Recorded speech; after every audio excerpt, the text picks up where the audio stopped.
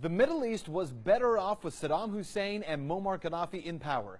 Those words from Republican presidential candidate and Texas Senator Ted Cruz. But is he right? What do the numbers show in the years since the Iraq War? This is a reality check you won't see anywhere else. We've seen a consistent mistake in foreign policy. It's far too often. We've seen Democrats and a lot of establishment Republicans in Washington get involved in toppling Middle Eastern governments. Right. And it ends up benefiting the bad guys. It ends up handing them over to radical Islamic terror. That was Texas Senator Ted Cruz on MSNBC's Morning Joe. The senator explaining how he believes American intervention since the start of the Iraq War has led from one disaster to another.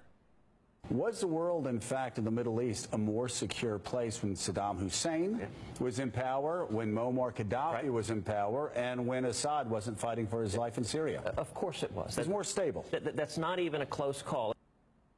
Well, without question, the senator is correct. The Middle East was without question safer and more secure under Gaddafi, Saddam Hussein, and when Assad wasn't fighting for his life. But to really get that point, here's some numbers to consider. According to reports from our own U.S. government, reports of deaths from terrorism in the Middle East between 2002 and 2014 have increased 4,500%. But let's go a little bit deeper here. Take, for instance, just the country of Iraq. Before the 2003 U.S. invasion, do you know how many suicide attacks there were in Iraq? None.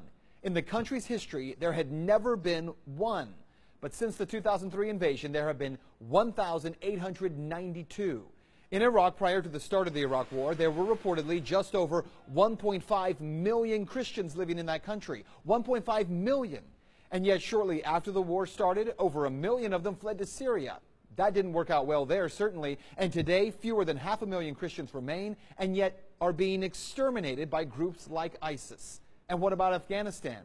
Just last year alone, insurgents killed 2,643 civilians, the highest number since the UN began keeping records. How about Pakistan? In the 14 years prior to 9/11, get this, there was only one suicide attack on Pakistani soil. In the 14 years since, 486 suicide attacks. The same is true in the past 14 years in Somalia, 88, Yemen, 85, Libya, 29, Nigeria, 91, and in Syria, 165. So what you need to know is that 14 years after this so-called war on terror began, the United States is on track to have spent $6 trillion on just the wars in Iraq and Afghanistan.